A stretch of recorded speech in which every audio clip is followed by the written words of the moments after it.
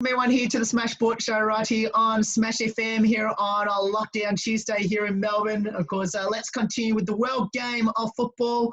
And of course, we are heading down to Southern United in particular, and of course, especially in the under-16s. And of course, we've got a very special guest on the show, which we haven't had on the show in quite a while. Of course, it's nice to have her back on the show again. Of course, her name's Sage. She joins us now. Thanks, Sage, for joining us. Hey, thanks for having me. No worries. Well, it's been a bit of an up and down year for yourself and obviously the team in regards to playing, then you're not playing, then you had a hope of playing, then not playing again. I guess for you, how have you found this year been in regards to the football side of things? Yeah, look, it's been pretty hard. Soccer is a great outlet for me, and I really enjoy playing the sport with my friends, and not having it, it's really been hard. So, yeah. Luckily, he's played 3 or 4 games right at the start before the first lockdown happened. Tell us how was the team travelling through the first 4 games?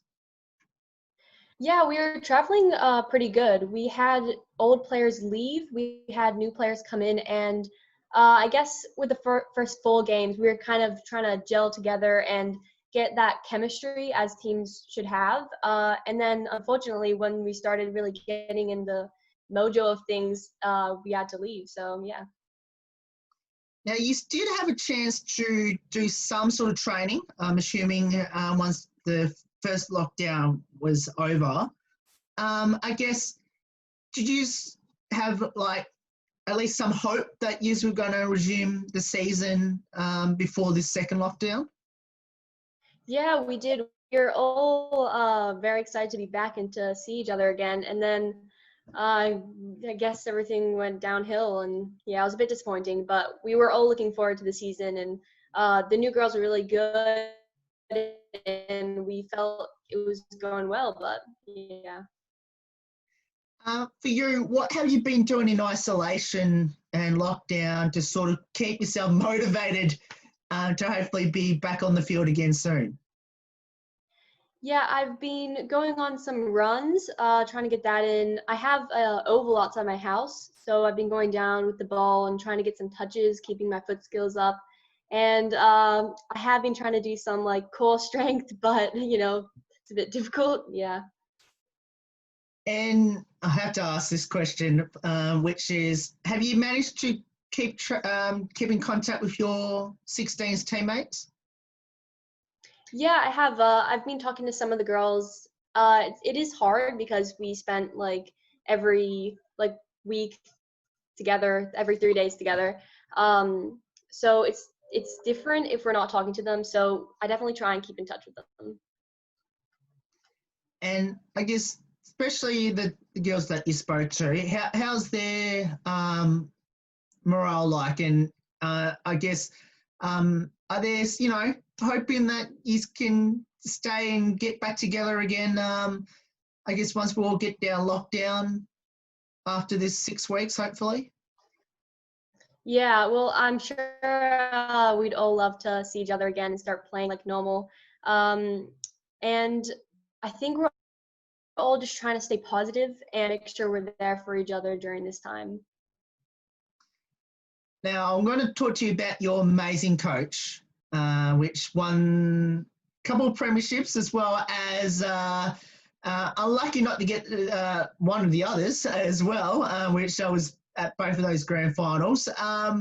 Tell us a bit about Deb, and obviously she used to play herself, as we all know.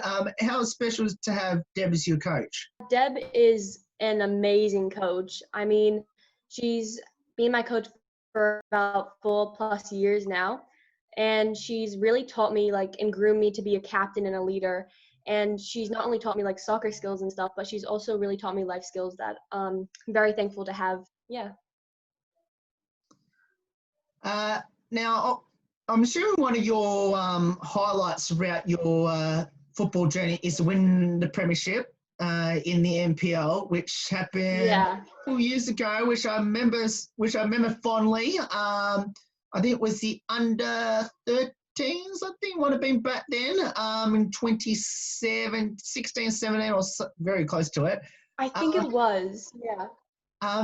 Tell us a bit about the day. Yeah. It was out at Broadmeadows, and I guess how special was the day? Because obviously it was a fantastic year for the team, and I think you did it without with your coach Deb being overseas. Day honestly was probably one of the best days. I mean, winning the grand final was just like a dream to all of us, and the fact that it happened was just so mind-blowing. And I honestly don't think any of us really came to the conclusion that we won at least like a week after. It was pretty awesome. And Deb not being there, I think, motivated us and pushed us even further because we really wanted to do it for her. Now, I asked your two teammates from that team, of course, Emily and Reese, who was part of that team, late last week, which I'm going to ask you the same question. Number one, when did you thought the game was won? And number two, after the game, did any of you get a chance to contact your coach and give her the great news after the game? Yeah, well, Deb always tells us that like the game is never over until the whistle. So I think we're all really just killing it and absolutely pushing it until the very end until we heard that whistle. And yeah, I don't know. I guess it really, what I said before, it took me a week to process the fact that we even won. Yeah. Now, I know the celebrations in the rooms were pretty good. Of course, had a chance to go there myself afterwards. I guess you were such a tight-knit group. You really enjoyed the moment together, not just from the players, but obviously your amazing coaching staff there that you've had. I guess, was that, I know you don't want to single out any year and any of your teammates that weren't in that team in that premiership year, but did you feel that that was probably the best team that you played with? That's a hard question because each team throughout the years has really just been so different. I mean, we have girls leave, we have girls come, and like I don't really know. That's a hard question to answer. I think the chemistry through that team that year was really, really, really great. I guess that's my answer for that one. Now let's talk a bit about your through your teammates that I had a chance to speak to last week, which was Georgia, who's new to the team, of course she's from Gippsland, and obviously Emily and Reese, who I interviewed late last week. Tell us a bit about those three players. Yeah, they're all three of them are great players. Georgia, how she came new to our team, she's very enthusiastic, and you wouldn't think she was new. I mean, she's a very strong player. She is great as well. She's super good in defense, and she's one of our rocks on our team, I think. And Reese, she's a little firecracker when she gets up there and she's in her mood, and she's awesome as well. So they're all really great girls to play alongside, and I'm happy that I know them. Let's talk a bit about your football journey and tell us where did it all start and why did you choose it? I would have to say it started with my dad and my brothers. So in America, my dad was the coach for my brother's team, and I guess on the sidelines, I always watched my brothers play, and I got inspiration from them. And I just remember thinking, like, I want to do that. Like, I want to play that. And then I joined my soccer team, and we were called the Blueberries, and that's how it all started. And what would be some football highlights? Football highlights. Probably the grand final. That's the biggest one.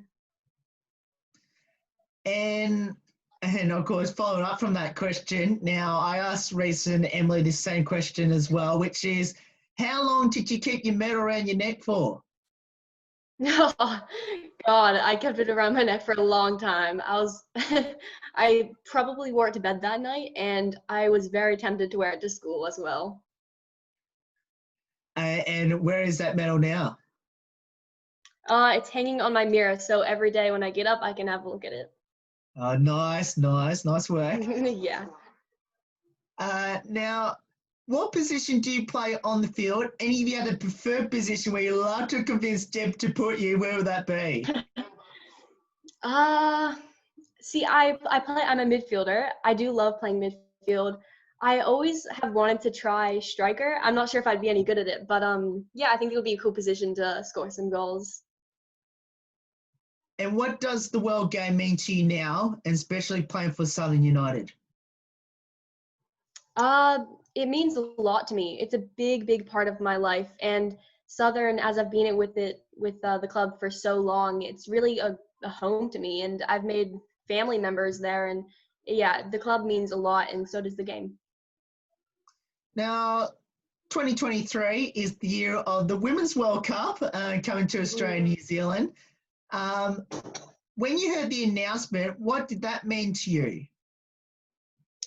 Oh gosh, I was so happy. I mean, it's incredible to think that it's going to be here. I mean, it's a major step in like women's sport as a whole, and I'm glad that I can be like somewhat watching it and a part of it. And yeah, it means a lot. Now, is there any particular teams that you would be thinking about maybe going to watch when the World Cup's down here?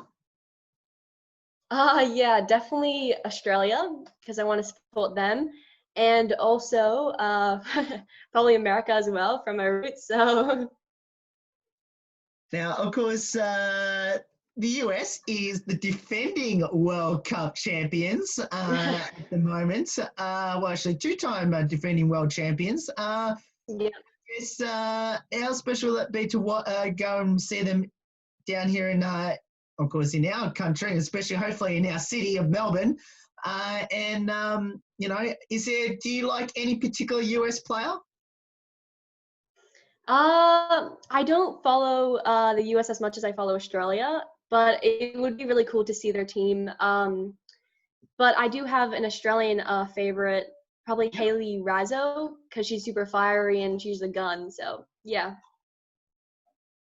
And do you have any short or long-term goals in the sport of the world game? I just have to say that I want to keep improving, and even when I'm like 40 years old, I still want to be playing soccer. And I mean, a dream would to really be playing in the W League. I mean, I think that would be just awesome to be doing. So. And what would be your advice to our Melbourne listeners that should get involved in the sport of the world game once we get our lockdown? Look, I would just say give it a go. I mean, you're not losing anything, and it's a great way to get some exercise in, to make some friends, to be a part of something, and yeah, just give it a go. Now, let's finish off with a couple of light-hearted questions about your teammates. Now, let's see if I get the similar answer I got from the other three I've had on the show. Let's start off with the most embarrassing moment by anyone on the team, either last year or this year. Oh God, that's a hard one. I mean, it was probably Danitza, but nothing comes to mind right now. But uh, oh, how did I know it was going to be in all of these answers?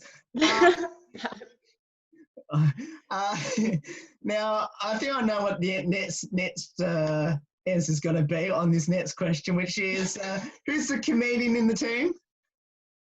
I don't know. I mean, Dennis is very funny. But each and every one of them have some little bit of humor in them, and it's pretty funny to when they get going. So yeah, pretty much everybody's pretty funny. Now, I'll be very interested to hear what your response is to this next question compared to what I've had the last two, which is who's the best singer and dancer in the team?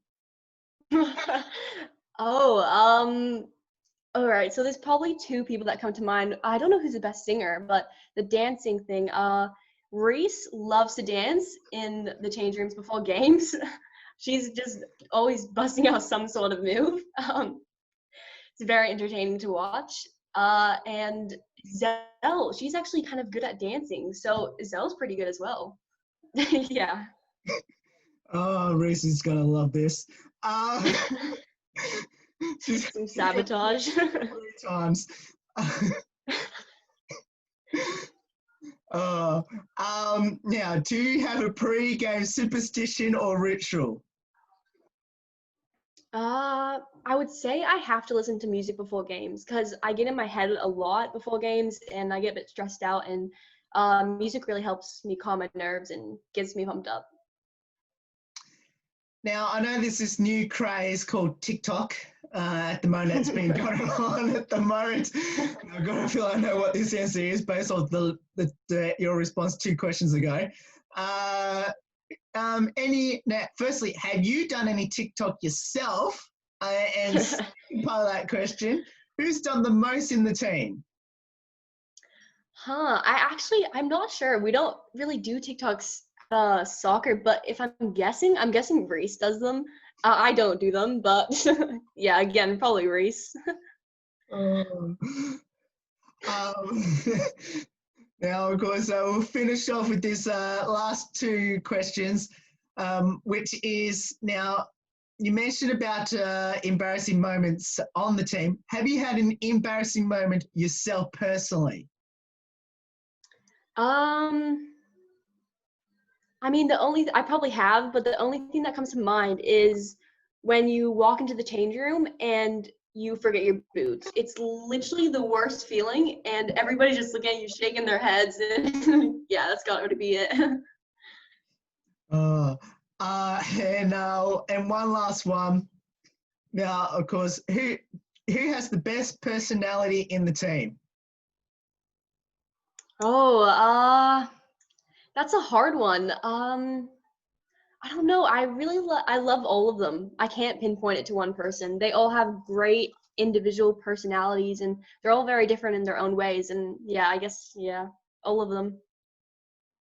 Well, Sage, thank you so much for getting up your time to join us. It's awesome having you on the show. It's been a long time since we've had you on the show, and we can't wait to hopefully see you and your amazing 16s team in action again. Hopefully some sort of resumption this year. If not, hopefully we'll get to see your team again in 2021. And let's hope it all goes well down there at Southern. And hopefully I can get down to a grand final and see Southern in action again, and hopefully go for another premiership. Hopefully. And thanks so much for joining us. Great. Thanks for having me. No worries. And that's Sage there from the Southern United 16 girls NPL team. Of course, next year, make sure, or this year, if it happens this year, hopefully you get down there to support the Southern girls. They're one of the best teams that I've seen in the last couple of years watching the World Game here in Victoria, and I can't wait to see them back in action in the resumption whenever that is. There's more on the Smash Sport show right after this. Don't go away here on Lockdown Tuesday.